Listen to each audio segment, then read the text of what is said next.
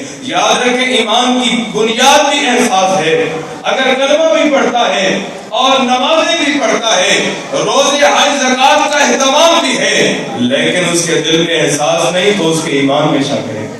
اور مومن دوسرے کے لیے ایک حصے کی, ایک جسم کی حیثیت رکھتا ہے. محبوب فرماتے ہیں کہ جسے جسم کے ایک حصے پر, ایک اعضاء پر تکلیف ہوتی ہے تو پورا جسم جو ہے تکلیف محسوس کرتا ہے. اگر کسی مومن پر, کسی صاحب ایمان پر تکلیف ہو تو مومن اسے اپنے آپ پر شمار کرتا ہے. تو میں عرض یہ کر رہا تھا کہ جب بندے کا اعتماد اپنی ذات کی ذات, رب کی ذات پر جڑ جاتا ہے اور جو محبت ہے وہ حضور سید کائنات کی ذات کے ساتھ ہو جاتی ہے اور احساس اللہ کی مخلوق کے ساتھ ہو جاتا ہے, پھر وہ بندہ رہتا فرش پر ہے لیکن عرش والے رب کا محبوب بن جاتا ہے. سبحان اللہ. اللہ اس سے پھر پیار کرتا ہے جو اپنے آپ کو اس راستے پر لے آتا ہے. تو دعا ہے کہ اللہ پاک ہم سب کو عمل کی توفیق عطا فرمائے. آمین. میں